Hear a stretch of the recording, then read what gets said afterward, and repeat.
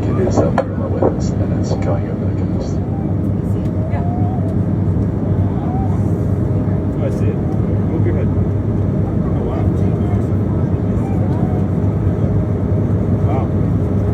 That's close. 15 years of flying, folks, praying that I'd get to see something like this. You don't see this every day. They're going around the moon.